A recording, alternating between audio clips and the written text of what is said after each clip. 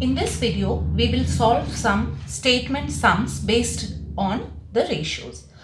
So, the question that's given to us is that a ratio is equal to 3:4.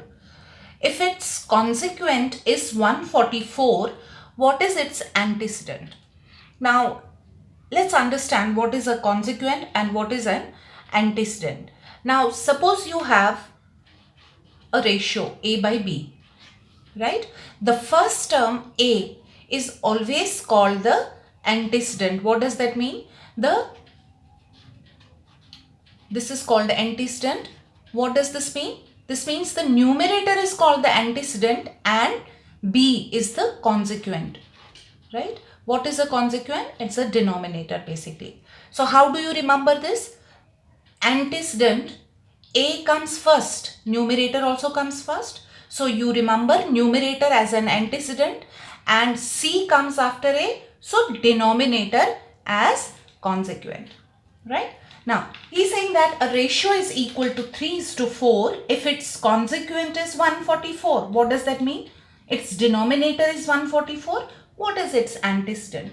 So, we will say let x be the antecedent, right? So, if x is the antecedent, ratio is given, right? So, antecedent upon consequent, which is given 144, is equal to what? 3/4, right? Ratio is 3:4. So, we can calculate this antecedent. How? By cross multiplying. So, x is equal to 144 into 3 divided by 4. So, you can simplify this. 4 3s are 12, 4 6s are 24. So 36 into 3 is 108. So you have calculated the antecedent as 108. Right? Let's go to another sum. He's saying that the two numbers are in the ratio 5:7. If 8 is subtracted from each, the ratio becomes 3:5. So, these types of sums, how do we do them? We say let the two numbers be, the ratio is given 5:7. So, let the two numbers be 5x and 7x, right? Since they are given in the ratio, so we can write them as 5x and 7x. Now he is saying that if 8 is subtracted from each, so if you subtract 8 from 5x and then you are subtracting 8 from 7x, the new ratio is 3:5. It becomes 3/5.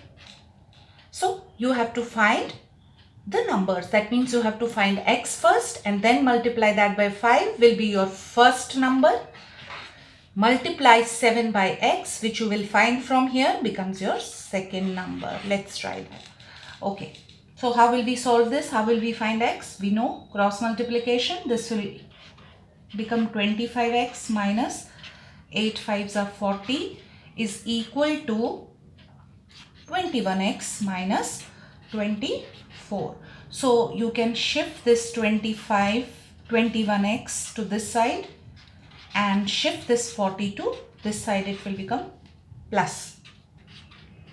So finally you are getting 25x minus 21x is 4x is equal to 40 minus 24 is how much? 16. So you got x as 4. Now you have found 4. X as 4. Now let's find the two numbers. One is 5x and another is 7x.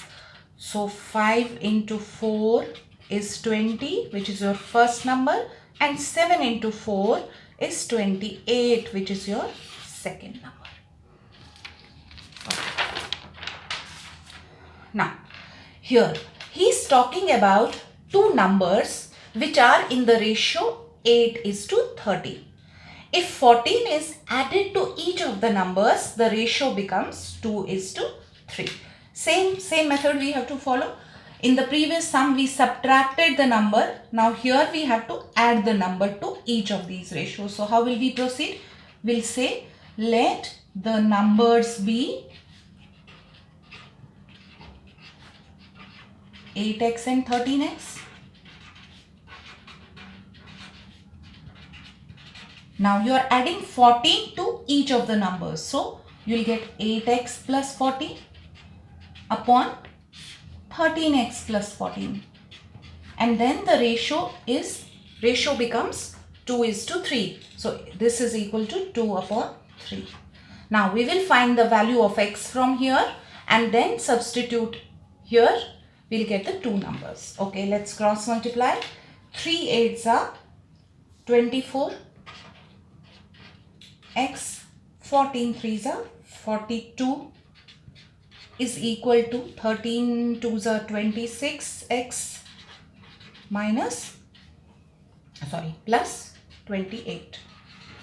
So what will we do? We'll shift this 28 to this side. This becomes 42 minus 28 is equal to 26x minus 14x. So this will become 42 minus 28 is equal to 14 equals to 26 minus, this is 24. 3 8s are 24. So this becomes 24, this becomes 2x. So your x is 7. You got the value of x as 7. Now what will be your two numbers? Your two numbers will be 8x and 13x. So 8 into 7 is 56, which is your first number, and 13 into 7 is 91, which is your second number. Right? Now, in the next question, he's saying that what least number must be added to each term of the ratio to make it 8:9. So we have to add some number to each of these ratios so that now the ratio changes to 8:9. So we will say let x be added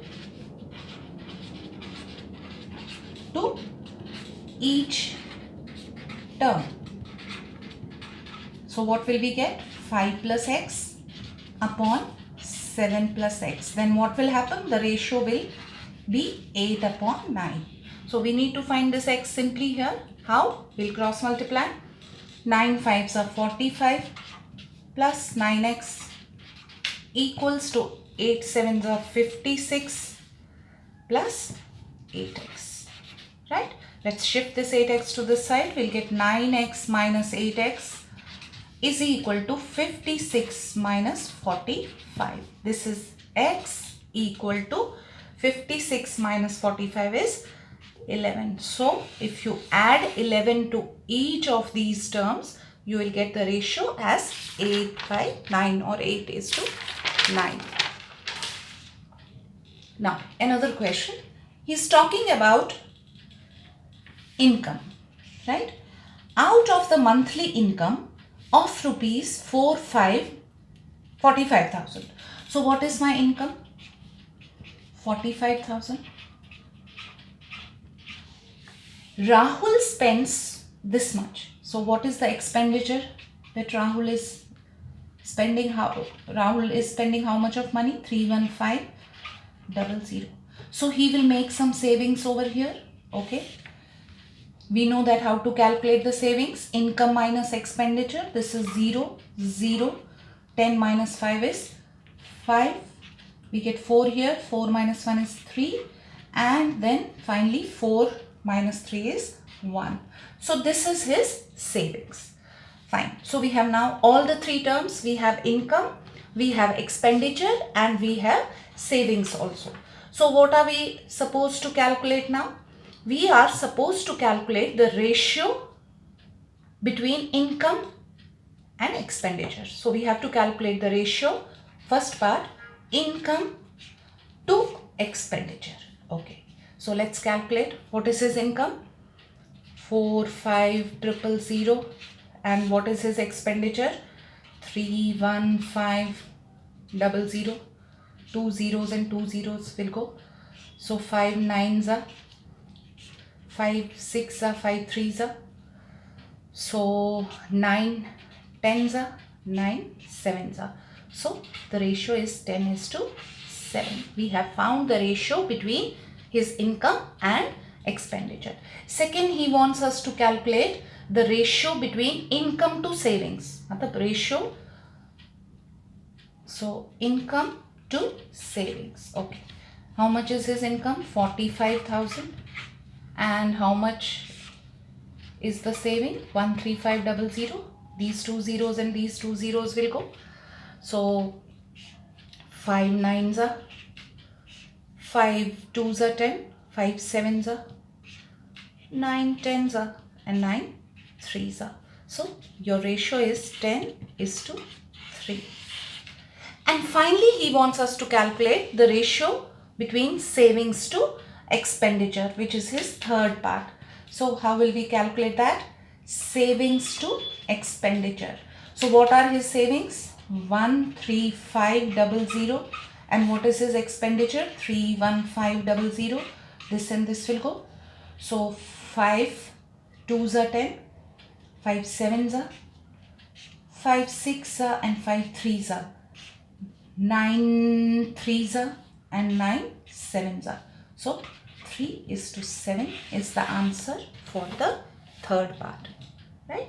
So you have seen that if you have calculated or written down all the three clearly, you can find the ratios between them. Fine. Now next one. Next question is talking about making an umbrella. Now the cost of making an umbrella is divided between material, labor and overheads in the ratio 6:4:1, right? If the material costs rupees 132, find the cost of production of an umbrella. How much money we will use in making this umbrella? So since the cost is divided between material, labor and overheads, we will say that let the cost, or you can say costs, be 6x, 4x and x. Fine. Now let's calculate the total cost. Total cost of making this umbrella will be 6x plus 4x plus x, which is 6, 4, 10. 10 plus 1 is 11x. Right? This is the total cost of the umbrella. That means if I am getting the value for this x, I can multiply that by 11 to get the total cost of this umbrella. Now how do I get the value of this x? He's given something more in the question. He's saying that if the material costs rupees 132, which one is the material out of the two? 4x, right? So 4x is 132. So we got x as 132 divided by 4. 4 3s are 12. 4 3s are 12. So x is equal to 33. Oh, this is 132 divided by 4. Yeah. Okay, let's see. Umbrella is divided material, labor. Okay, he's talking about the material, cost of the material. So it means that 6x is equal to 132, right? So if 6x is equal to 132, my x is 6 2s are 12. 6 2s are 12. My x is 22. So what will be my total cost now? It will be 11x, which is 11 into 22, which is equal to 242. So it will take rupees 242 to manufacture this umbrella.